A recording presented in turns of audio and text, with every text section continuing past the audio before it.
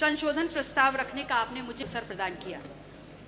प्रयागराज महाकुंभ के इस पवित्र अवसर पर, इस पवित्र महायोजन के लिए विभिन्न स्रोतों से, विभिन्न रास्तों से सरकार को लगभग 7,500 करोड़ का निवेश प्राप्त हुआ। और इसलिए प्राप्त हुआ, इस सोच के साथ प्राप्त हुआ कि देश विदेश प्रदेश के हर कोने से आने वाले श्रद्धालुओं के लिए हर प्रकार की सुविधा और व्यवस्थाएं मुहैया कराई जा सके। लेकिन कहना गलत नहीं होगा कि सरकार को चलाने वाले लोग और उनके चंद मुट्ठी भर अभिन्न मित्रों के लिए ये महाआयोजन आर्थिक वरदान साबित हुआ है। इस कदर साबित हुआ है कि जिसने जितना हो सका, जिस रास्ते से हो सका, उस महायोजन में आने वाले उस आम श्रद्धालु को हर प्रकार से लूटने का काम किया है।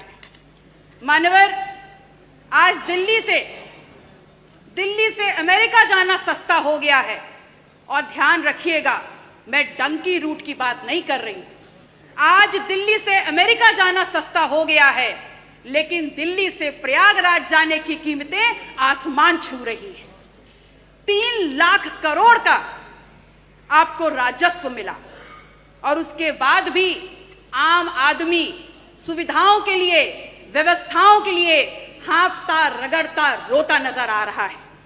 मान्यवर, सामाजिक और धार्मिक आयोजन में सरकार ने अपनी तरफ से व्यवस्था की गारंटी ली थी, तो आज सरकार को सामने आकर के इस बात को स्वीकारना होगा कि आप ठीक व्यवस्थाएं दे नहीं पाए। उस महाकुंभ में आई हुई संख्या को अपनी उपलब्धि ना बताएं, क्योंकि उस महाकुंभ में आई हुई जो संख्या है वो भारतीय समाज के धार्मिक चेतना का परिणाम है, वो आपकी उपलब्धि नहीं है। उसका श्रेय लेना बंद करिए, बल्कि प्रमुखता से सामने आकर के जो खामियां हुई हैं, जो अव्यवस्था हुई है, उसको स्वीकारिए और सबक लीजिए कि आगे ऐसा दोहराया ना जाए।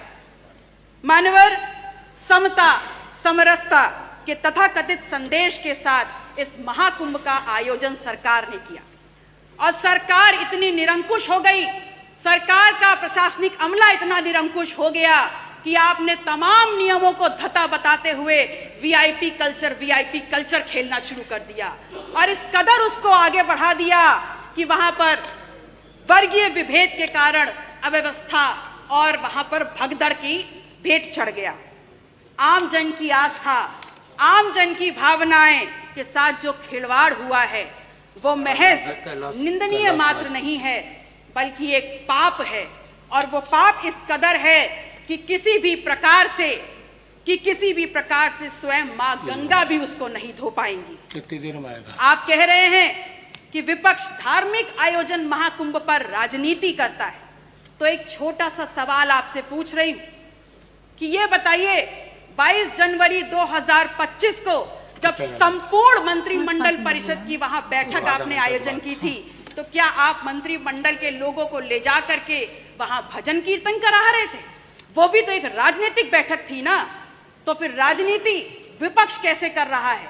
असल में राजनीति कंप्लीट 100% शुद्ध राजनीति तो आप कर रहे हैं, और उसमें भी इस कदर राजनीति कि आपने वहां पर भी, उस पवित्र स्थल पर भी पिछड़ों को पीछे ही छोड़ दिया।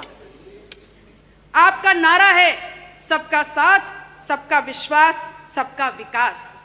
तो अगर बात विकास की है, अगर बात विश्वास की है, तो फिर ये बताइए कहां है विकास, कहां है सबका साथ और कहां है विश्वास? सच्चाई ये है कि तथाकथित सरपट दौड़ती विकास की इस ट्रेन को पकड़ने के चक्कर में बहुत सा सामान प्लेटफॉर्म पर पीछे छूट गया, और जो छूट गया उसमें है इस प्रदेश की आधी आबादी की सुरक्षा। जो प्लेटफॉर्म पर छूट गया वो है नौजवानों की नौकरी का सपना, और जो पीछे छूट गया उसमें है शब्दों की मर्यादा और हमारा अदब। शायद इसीलिए उस दिन सदन में जब विपक्ष के द्वारा विधानसभा की कार्रवाई में उर्दू को सम्मिलित करने की बात की गई, तो यहाँ पर अशोभनीय और असंसदीय भाषा का प्रयोग किया गया।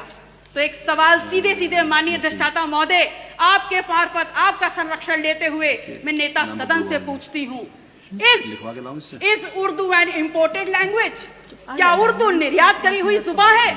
और या फिर क्या ऐसा है कि जब मुगल घोड़े से भारत में आए तो अपने पीछे उर्दू को बैठा करके लाए? विधायक जी, 5 मिनट हो गया। धन्यवाद। माननीय अध्यक्ष जी, 1 मिनट और। माननीय अध्यक्ष जी, मैं सिर्फ इतना कहना चाहती हूँ कि महामहिम राज्यपाल ने हालांकि थोड़ा ही भाषण पढ़ा, पर मैंने देखा हर छोर पर भारत प्रथम स्तर पर है। बड़ी प्रसन्नता हुई और अगले ही पल ये भी समझ में आ गया कि माननीय राज्यपाल महोदय की क्या गलती है। वो तो बहुत दूर से आई हैं। असल में उनको जो झूठा सच्चा लिख के दे दिया गया उन्होंने पढ़ने का काम किया। अगर सच्चाई समझना चाहते हैं तो समझ लीजिए कि NCW के 2024 के आंकड़ों में उत्तर प्रदेश यदि फर्स्ट है तो महिला के ऊपर और अपराधों में फर्स्ट है। अगर फर्स्ट है तो बाल यौन शोषण के मामलों में फर्स्ट है। कल प्रदेश के मुखिया जब सदन में बात कर रहे थे तो कुंभ में हुई दुर्घटना पर षड्यंत्र की उन्होंने एक तरफ इशारा किया। उन्होंने बताया कि खिलाफ साजिश हो रही है उनकी सरकार के और उनके खिलाफ। तो ये सवाल सिर्फ उनका नहीं है, पूरे विधायक जी धन्यवाद। मैम 30 सेकंड खत्म हो रहा है। लास्ट माथे पर कलंक लगा है। यह सिर्फ सरकार को बदनाम करने का शिकंजा नहीं है, अपितु ये समूचे उत्तर प्रदेश, पूरे सदन, चाहे पक्ष के लोग हो चाहे विपक्ष के लोग हो, ये पूरे उत्तर प्रदेश की गरिमा पर प्रहार है। कुंभ ना सरकार का आयोजन है ना भारतीय जनता पार्टी का आयोजन। ये कुंभ भारत की सांस्कृतिक विरासत है, भारतीय समाज के विभिन्न आध्यात्मिक विचारों का आयोजन है और उत्तर प्रदेश सदैव इस आयोजन की आने वाले श्रद्धालुओं की मेजबानी करता रहा है। और अंत में मैं सरकार से मांग करती हूँ कि जो लोग भी षड्यंत्र में शामिल हैं उनके नाम सामने लाए जाएं, उनको कठोरतम सजा दी जाए। माननीय अध्यक्षता महोदय, समय की बाध्यता है, मैं आपसे निवेदन करूंगी कि अपने क्षेत्र सिराथू से संबंधित जितने भी प्रस्ताव हैं मैं टेबल कर रही हूं, कृपया उनको मेरे वक्तव्य के साथ जोड़ने का कष्ट करें। नमो बुद्धाय, जय संविधान।